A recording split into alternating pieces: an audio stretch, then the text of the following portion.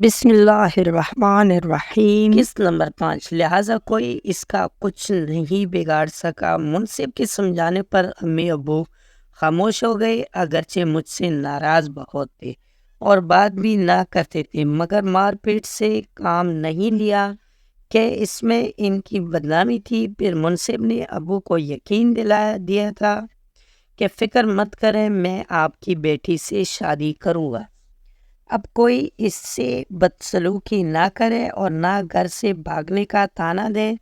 منصف ہر دوسری تیسری دن مجھے فون کرتا تھا اور میری خیریت دریافت کرتا تھا۔ کبھی کبھی میں بھی فون کرتی کہ میری اندھیری زندگی کی اب وہ ایک ہی آستہ۔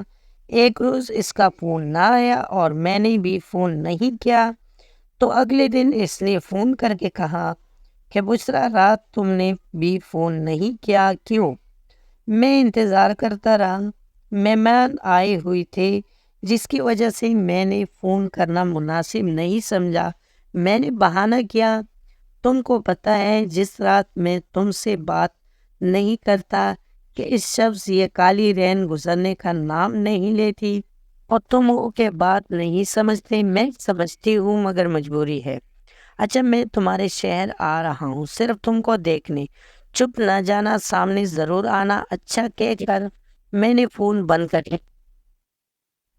بے شک منصف کو مجھ سے پیار ہو گیا تھا، مگر میں جانتی تھی کہ اس کے منگنی اس کے ماموں کی بیٹی آسیہ سے ہو چکی ہے اور مجھ سے شادی کرنے کے لیے اس کو اس رشتے سے بغاوت کرنی پڑے گی، جو میری امی کو کسی صورت گوارا نہ تھا۔ منصف گھر آتا تو بھی امی کے سامنے ہم بات نہ کرتے کہ ماں اپنے بھانجے کا مجھ سے گلنا ملنا سخت ناپسند کرتے۔ تاہم فون پر اس نے کہا کہ صرف تم سے ملنے آ رہا ہوں، وہ یہاں اپنے گھر والوں سے ملنے آ رہا تھا۔ پھر اس نے مجھ سے ملنے آنا تھا مگر گھر پر بات نہیں ہو سکتی تھی، لہٰذا اس نے یہاں آ کر فون کیا کہ پھر تم فرح کے گھر آ جاؤ، وہاں بات کر لیتے ہیں۔ فرح اس کے چاچا کی بیٹی تھی اور ان کا گھر قریبی تھا۔ مجبوراً میں نے امی سے کہا کہ فرح بیمار ہے، کیا میں پوچھنے چلی جاؤں؟ وہ بولے ہرگز نہیں، شام ہونے والی ہے، یہ کون سا وقت ہے؟ فرح کیا جانے کا، تمہارے ابا ناراض ہو گئے۔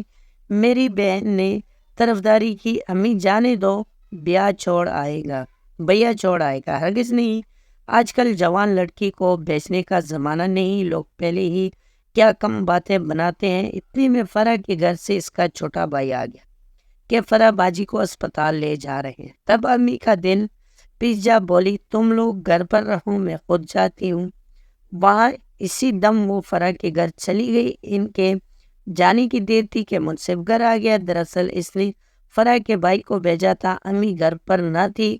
اب ہم بات کر سکتے ہیں۔ تب اس نے کہا بشریٰ، تم ماں کو راضی کر لو، کیونکہ تمہیں پتہ ہے کہ میری ماں آسیہ کے علاوہ کسی کو بہو نہیں بنائیں گی، وہ ضد کی پکی ہے۔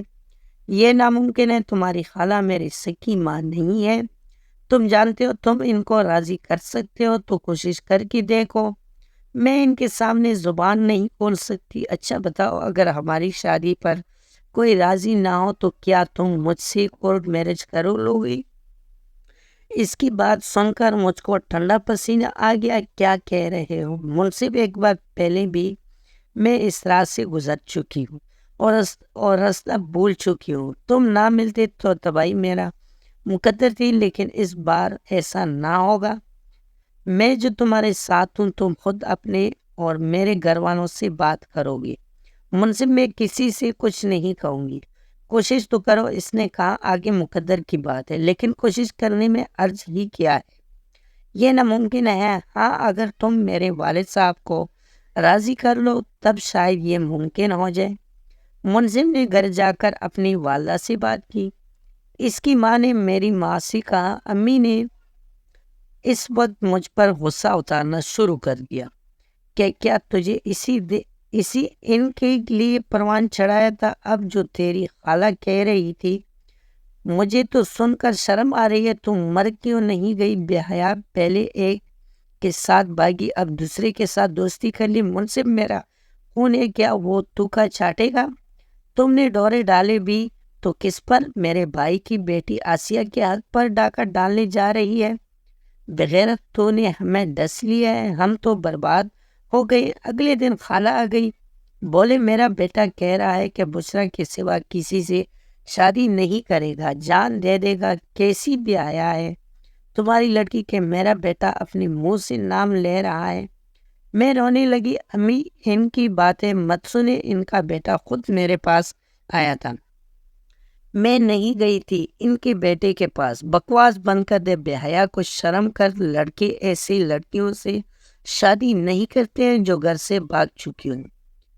اس نے تم سے شادی کر بھی لی تو کچھ دن بعد چھوڑ دے گا، وہ ہمارا خون ہے، میں اس کو اچھی طرح سے جانتی ہوں۔ امی نے مجھ سے اتنی سنائی کہ میں خون کے آنسو رونے لگی۔ آخر کار کمرے میں بند ہوئی، تبھی فون کی گھنٹی بجی۔ منصف کا فون تھا۔ اس نے کہا سیدھی انگلیوں سے گھی نہیں نکلے گا، ہمارے بزرگ یوں ماننے والے نہیں ہیں۔ میں کسی قیمت آسیہ سے شادی نہیں کروں گا، اور تم؟ باقی سٹوری اگلے قسط میں دیکھنے کے لیے ہمارے چینل کو سبسکرائب کر لیں اور بیل نوٹیفیکیشن کو آن کر لیں تاکہ اگلا قسط آپ تک بآسانی پہنچے۔ امید ہے آپ لوگوں کو یہ سٹوری کا قسط پسند آیا ہوگا۔ اگر پسند آیا تو ویڈیو کو لائک کر لیں، کمنٹ میں اپنے رائے کا اظہار ضرور کر لینا۔